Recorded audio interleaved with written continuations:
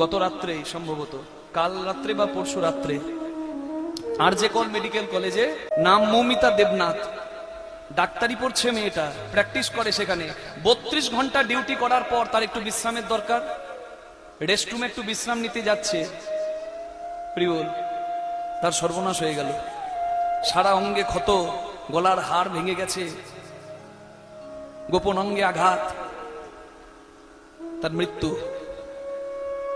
যারা ঘুমিয়ে না ঘুমিয়ে, করোনার সময় দেখলেন আমরা কত অসহায়, কিন্তু যারা নিজেদের কর্তব্য থেকে পিছিয়ে থাকতে পারলো না, মানুষকে বাঁচাতে এলো, তারা হচ্ছে ডাক্তার এবং প্রশাসন, মানে পুলিশ এবং সৈন্য। বুঝতে পারছেন কতটা দরকারি? আজকে সেই ডাক্তারকে আমরা শেষ করে দিচ্ছি। এ বড় লজ্জার কথা, লজ্জার কথা। আর মোমবাতি মিছিল করছে। মোমবাতি মিছিলে কি হয়? স্বপ্ননীল মারা গেল, তদন্ত কি হলো? শাস্তি পেল কি দোষীরা? এই যে মেয়েটাও মারা গেল, তার স্বপ্ন চূর্ণ বিচীর্ণ হয়ে গেল, মেয়েটা মারা গেল। একজন ডাক্তারকে আমরা দেবতুল্য স্থানে রাখি, মানছি ডাক্তারের মাঝেও অনেক অসাধু আছে, কিন্তু ডাক্তার ভগবানের থেকে পরের স্থান সাধু এবং ডাক্তারদের, যারা প্রাণ দিতে পারে। হরিবল। সেই ডাক্তারদেরকে মারা হচ্ছে, সেই ডাক্তার হরিবল মারা গেলে বড় লজ্জার কথা। আর আমরা কি করছি? মোমবাতি মিছিল করছি। কিন্তু আমাদের শাস্ত্রে যখন একটা নারীর প্রতি অত্যাচার হয় তখন কি হয় আপনারা জানেন না? রাবণ নারী তুলে নিয়ে গেল, কি হলো? রামায়ণ হয়ে গেল, লঙ্কা কাণ্ড হয়ে গেল, দ্রৌপদীর বস্ত্রহরণ হলো, মহাভারত হয়ে গেল। আমরা সেই ভারতের, কিন্তু আমরা প্রতিবাদ করতে ভুলে গিয়েছি, বিশেষ করে হিন্দুরা। বড় লজ্জার কথা। অন্যায়ের প্রতিবাদ করা উচিত, অন্যায়ের প্রতিবাদ করা উচিত। সাধুরা যারা নিরালায় নির্জনে বসে ভগবানের উপাসনা করে, তাদের মুখেও একটা কথা শুনতে পাবেন, যখন প্রয়োজন আছে মহাপ্রভু প্রেম দিয়েছে জগৎকে, আবার যখন দরকার হয়েছে কাজীর অত্যাচারে মানুষ যখন কাঁদছে, তখন কাজীর দরজায় গিয়ে দাঁড়ালেন চৈতন্য মহাপ্রভু নৃসিংহ রূপে। কাজী এসে চরণ ধরল, নিতাই গৌর প্রেমানন্দে হরি হরি বল রাধে। তাহলে নিজেদের ধর্মকে জানুন, নিজেদের ধর্মকে চিনুন, তবেই মঙ্গল, না হলে সর্বনাশ। এতগুলো কথা আমি বলছি, কেন বলছি আপনারা নিশ্চয়ই বুঝতে পারছেন। রাধে। আমাদের ধর্মের মান আমরা দিতে পারছি না, আমাদের সংস্কৃতির মান আমরা দিতে পারছি না। মোমবাতি নিভিয়ে কোনোদিন মঙ্গল হবে না মা। প্রদীপ জ্বলবে, মোমবাতি জ্বলবে, জ্বললেই আপনার ছেলের মঙ্গল। কখনো করবেন না। সুতপামুনি যজ্ঞ করছেন, মা সুরুচি মঙ্গলের পায়েস বসিয়েছেন, ছেলে গেছে প্রভাস নদীর জলে জল তেষ্টায় একটু জলপান করতে, কিন্তু নিয়তির কি খেলা, জন্মদিনের দিনেই ছেলে তলিয়ে গেল প্রভাস নদীর জলে। সন্তান শোকের থেকে জগতে আর বড় যন্ত্রণা কিছু হতে পারে না, জগতে আর কিছু হতে পারে না। এই তো মোবাইলেই দেখছিলাম, হসপিটালে ছেলেকে নিয়ে যাওয়া হয়েছে, ছেলে মারা গেছে, হসপিটালে ডাক্তার জবাব দিয়ে দিয়েছে, তবুও ছেলেটাকে কোলে নিয়ে মা হসপিটালে ঘুরে বেড়াচ্ছে। কদিন আগেই দেখছিলাম, আর বলছে খোকা ওঠ, বাড়ি যাবি না? হসপিটালের পাশে একটা চায়ের দোকানে বাবা দুধ গরম করতে গেছে, গরম দুধ নিয়ে এসে বাবাও পিছনে পিছনে হাঁটছে, আর বলছে কি গো খোকা আর কতক্ষণ ঘুমাবে, এবার উঠিয়ে দাও, বাড়ি যাবো না?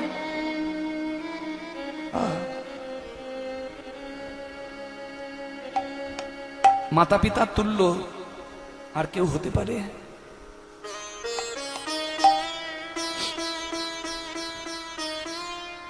ছেলের বিপদ হলে মা আগে থেকেই বুঝতে পেরে যায়।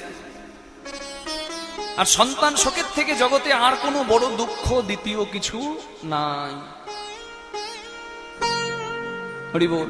আর সন্তান যদি বাবা মাকে কাঁদায়, তাহলে এর থেকে দুঃখের আর কিছু নাই। হরি বল। গত বছর আগস্ট মাস, এই আগস্ট মাসে ভারতবর্ষ স্বাধীন হয়েছে 15ই আগস্ট, কিন্তু এই আগস্ট মাসে পরপর 2 বছর আগস্ট মাসে সর্বনাশ দেখতে পাচ্ছেন। আমি বললে আপনারা বুঝতে পারবেন। গত বছর আগস্ট মাসে স্বপ্ননীল নামে একটি ছেলে যাদবপুর ইউনিভার্সিটিতে আত্মহত্যা করলো। মাকে ফোন করে বলছে, মা আমার বড় ভয় লাগছে, মা আমি ভালো নাই মা। সন্ধ্যেবেলায় মাকে ফোন করেছে, আর রাত্রিবেলায় ফোন আসছে যে আপনার ছেলে মারা গেছে, ঝাঁপ দিয়েছে, ওপর থেকে ঝাঁপ দিয়ে নিচে পড়ে মরেছে। বলুন রাধে। আবার এই বছর আগস্ট মাসে আপনারা মোবাইল খুললেই দেখতে পাবেন, দেখতে পাচ্ছেন কি? এই তো। কেন বললাম এই কথাটা? আমি প্রথমেই বলেছি, প্রেমের কথা যত শুনবেন নিজের হৃদয় মন্দিরটা তত সুন্দর হবে। আর যার বাসা সুন্দর সেই ভালোবাসার অধিকারী। যার এখনো বাসাটা সুন্দর নয় সে ভালোবাসার সর্বশ্রেষ্ঠ হচ্ছে প্রেম, শুদ্ধ প্রেম। সেই প্রেম সেই পাবে যার হৃদয় মন্দির সুন্দর হবে। সুন্দর হয় কখন? পরীক্ষিত রাজাকে ভাগবত কথা শোনাতে গিয়ে সুখদেব গোস্বামী ভক্ত কথা বলেছিল, ভক্ত কথা বলে হৃদয়ে প্রেম জাগিয়েছিল, তারপর রাধাকৃষ্ণের কথা বলেছিল। কেন? ক্ষেত্রটা তৈরি হলে তবে বীজ দিলে ফসল ভালো হয়। নিতাই গৌর প্রেমানন্দে হরি হরি বল।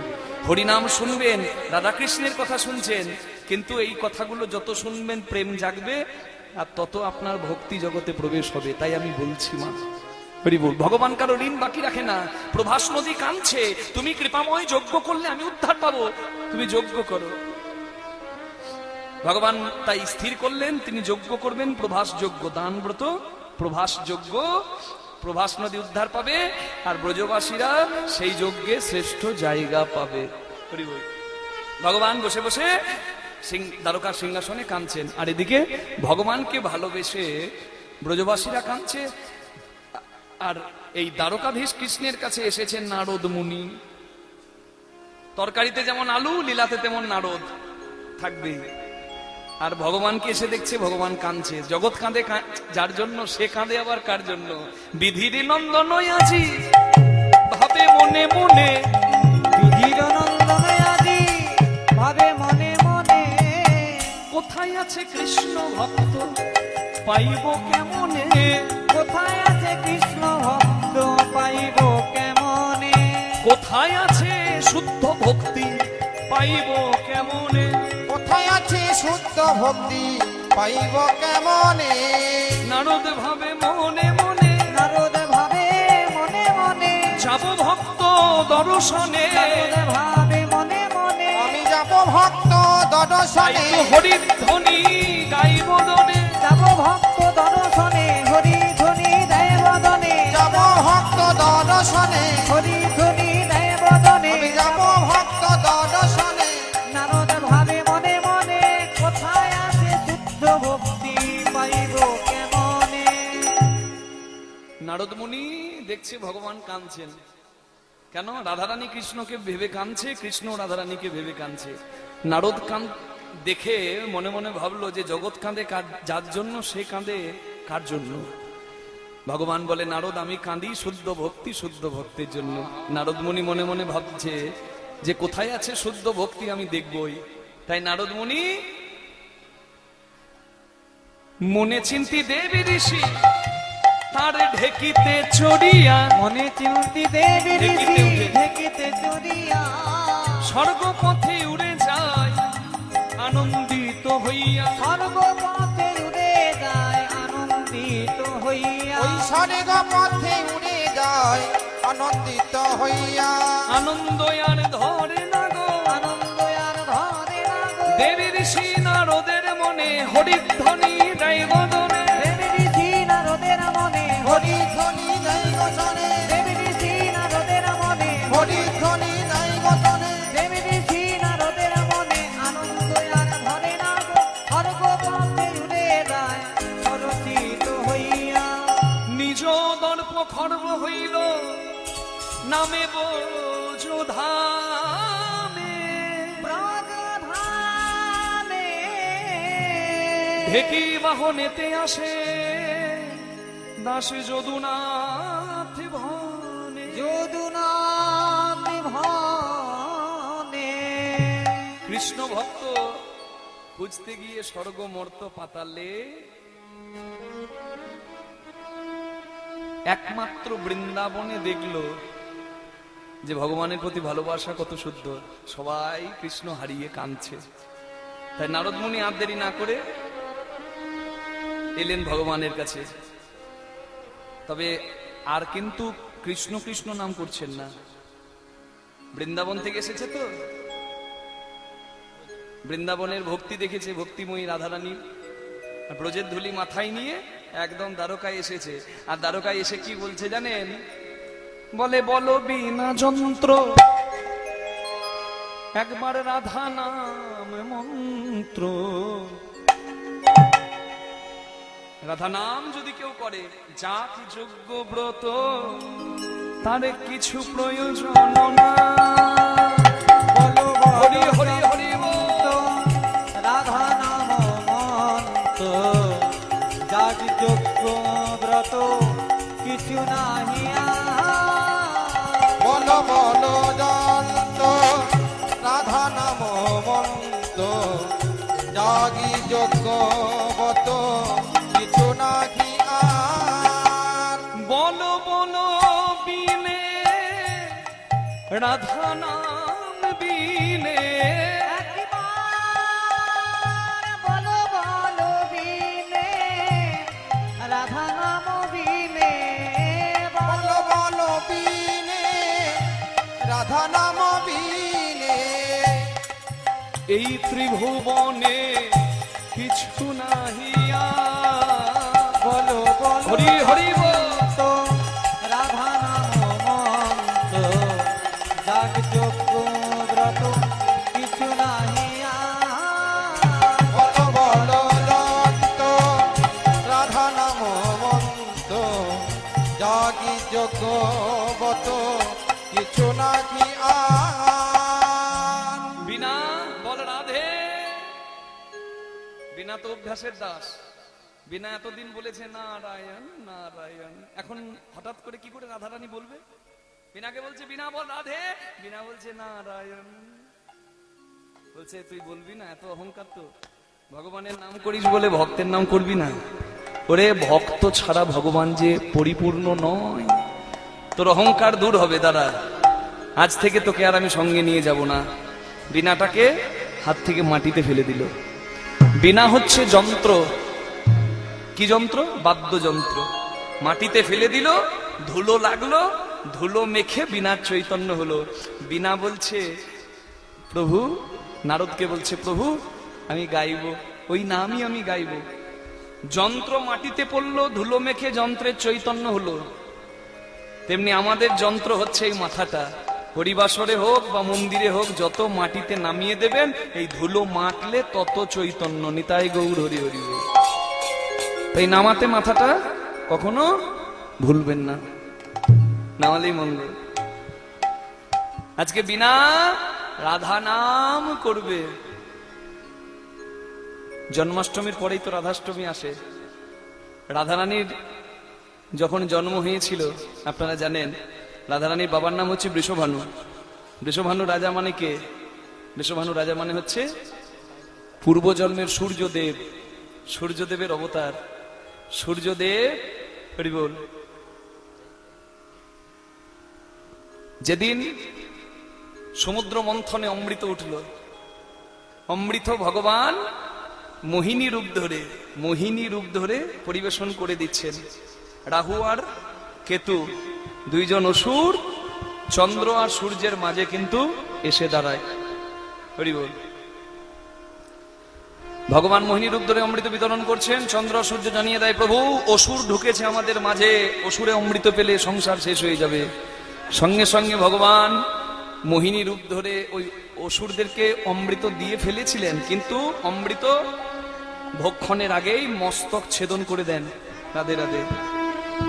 আর ওই অমৃতের বিন্দু যেহেতু রাক্ষসের উচ্ছিষ্ট এবং রাক্ষসের মল রূপে গণ্য হয়, সেই জন্য ওই অমৃতের বিন্দু থেকে চিন্তা করো, দেখুন দুধ ভালো, কিন্তু দুধে যদি সাপের বিষ মেশে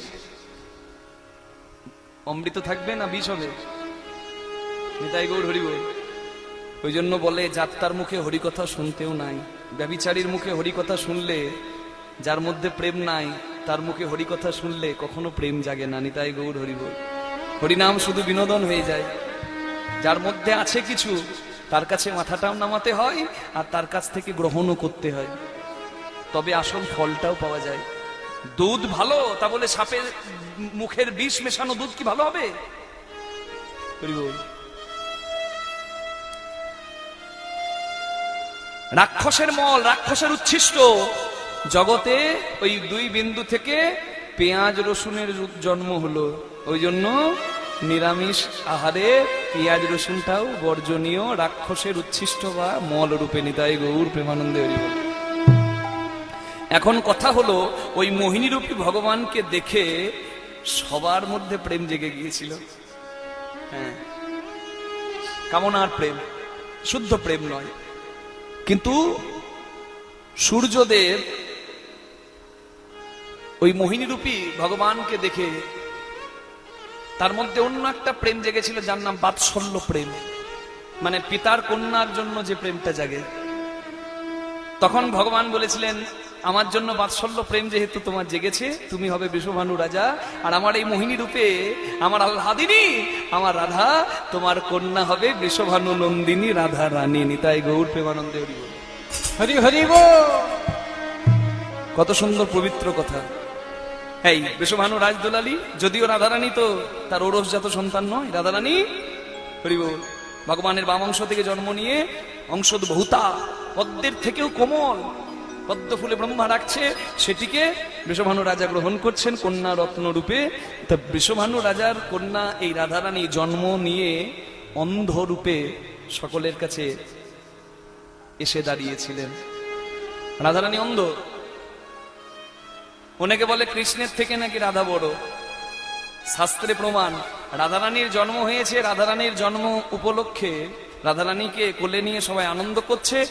রাধারানী যখন একবারে শিশু, সদ্যজাত, তখন কৃষ্ণ দুধের ছেলে, কৃষ্ণ তখন হামাগুড়ি দিয়ে বেড়াচ্ছে। কৃষ্ণ এসেছে কোলে নিয়ে, কৃষ্ণকে কোলে নিয়ে মা যশোদা এসেছে কোলে নিয়ে রোহিণী কৃত্তিদার কাছে, কলাবতীর কাছে। রাধারানীর মায়ের নাম কৃত্তিদা কলাবতী। এসেছে, এবার মায়ে মায়ে কথা হচ্ছে।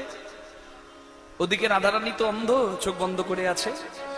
ছোট্ট গোপাল মনে মনে করছে, আমার রাধা আমার জন্য অপেক্ষা করছে, আমাকে মা কোলে নিয়ে আছে। আমাতে মায়ের মতি, মায়ের মতিটা বদলায়। গলায় ছিল যশোদার গজমতি, মানে গজমতি হার, টেনে ছিঁড়ে দিয়েছে, মতিগুলো চারিদিকে ছড়িয়ে গেছে।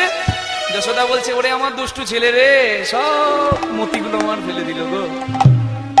যশোদা আর কৃত্তিদা মানে কলাবতী মতি কোড়াতে ব্যস্ত।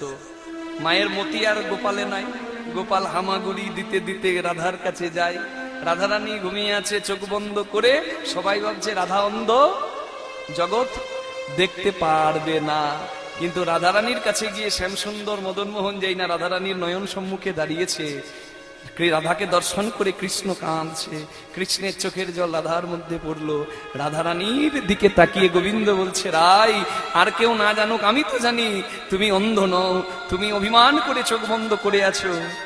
তুমি মনে মনে শপথ করেছো, আমাকে না দেখলে জগৎ দেখবে না। তা তোমাকে দর্শন দেবার জন্যই আমি এসেছি।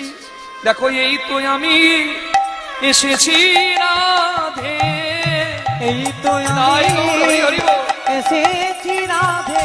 একবার চেয়ে দেখো আমার পানে, এই তো আমি এসেছি রাধে, চেয়ে দেখো আমার পানে।